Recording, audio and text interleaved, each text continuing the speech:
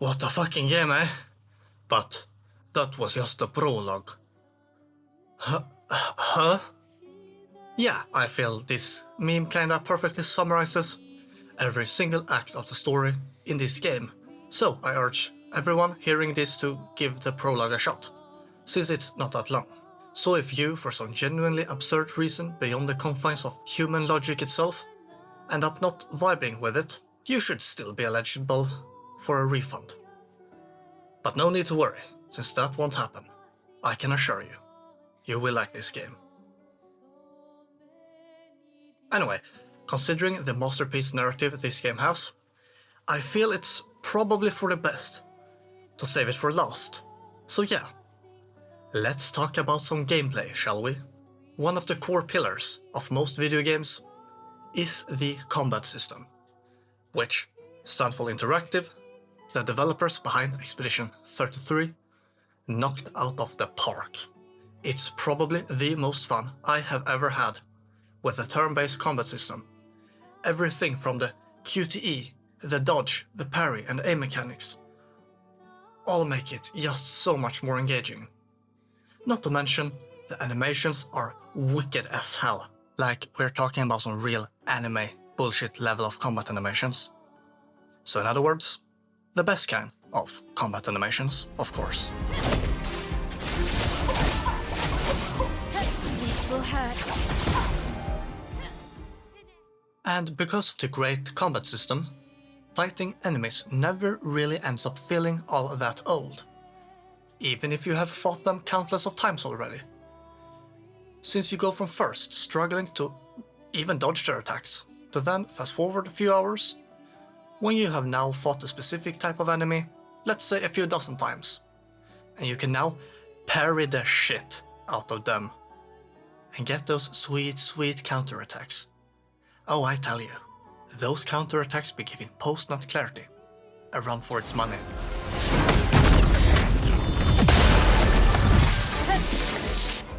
This is obviously not to say that there's a lack of enemy variety, because believe me, there's a lot of different enemies to fight in this game, and all of them feel unique.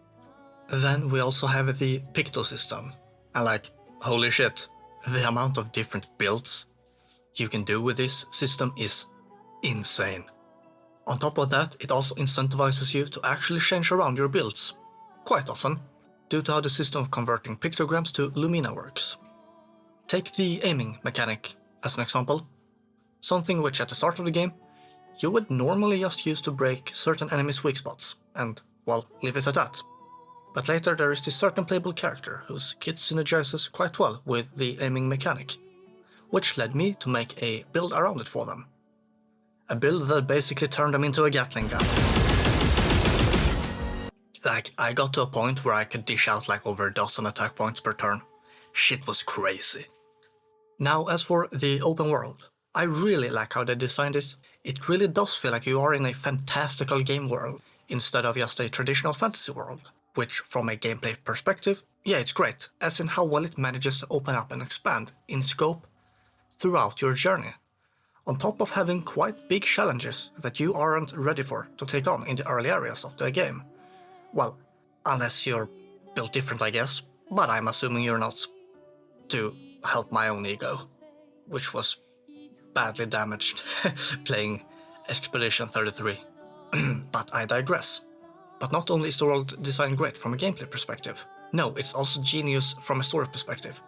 Now, I won't go into spoilers why that is the case, but just know that the further into the game you get, the more you will start to appreciate the way the world has been designed. On top of that, I really do need to give them props for going with a very colorful art style for the game's aesthetics, since that is something that has become less and less common nowadays, sadly, especially for a game with this type of quote-unquote realistic aesthetics, for lack of a better word, but also because it makes the more, how should I put this, the more monochrome moments stand out all the more.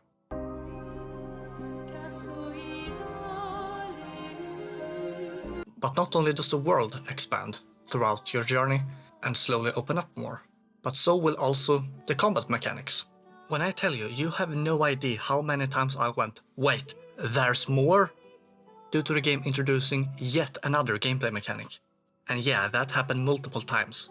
So what I'm basically trying to get at here is that the game never ends up feeling repetitive, be it how the combat system I talked about earlier, or the way they drip feed you both characters and combat mechanics, and of course the amazing Picto system. As once stated by the one and only Todd Howard, it just works. And work, it sure as hell does. But enough about gameplay, for it is time to talk about the second best thing this game has to offer. Behind the story, of course. And I am, of course, talking about the fucking music, baby! Holy P!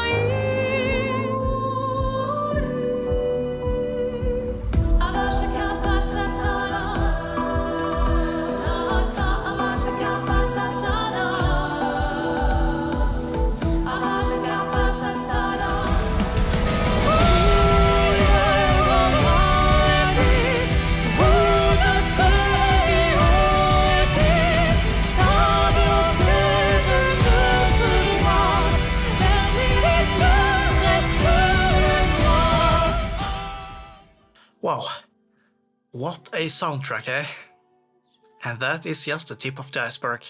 And whilst on the topic of music, I do want to highlight the man behind the OST a bit. Because what you might not know is that this is actually his first ever video game soundtrack. Yeah, absurd. I know. One of the greatest video game OSTs of all time was made by a guy the lead developer literally just happened to randomly find on fucking SoundCloud of all places. But regardless of what divine intervention was behind them meeting, the results do speak for themselves. Okay, I think it's final time. For it is time to talk about the greatest story in video game history. The last time I can remember encountering writing on this level might honestly be Emmett Selk from Final Fantasy XIV, in regard to just how captivating some of the character writing is. But beyond how well written the characters are, just the way they interact with each other is just amazing. The way they speak literally makes them feel almost, well, real. And it mainly lies in the small things I've come to realize. Like, for example, how the characters tend to sometimes cut each other off, or jump in mid-conversation, and so on. It's just, yeah, masterfully done. And as for the overarching narrative, the way the story just continues to bombard you with more and more and more questions. And then when you think that surely it must be time for some answers, no, more questions. And that is, of course, until eventually, when you do get answers. And when you do, yeah, it's genuinely mind-blowing, like I don't have any other words to describe it. Okay, so I really want to keep going talking about the story, but at the same time, I also really don't want to spoil anything, because I wouldn't be able to sleep soundly at night if I know I ended up, even if just barely, ruin someone's playthrough of the game by accidentally spoiling something, by saying too much. So with all this said, I think we reached the end of this video. To be honest, I really just needed to vent a bit about how phenomenal this game is. But if someone is still listening at this point, might I encourage you to give this video a thumbs up maybe? Or maybe even a sub. Well, regardless, thanks for watching this far, and I hope to see you stick around for my future videos. Bye.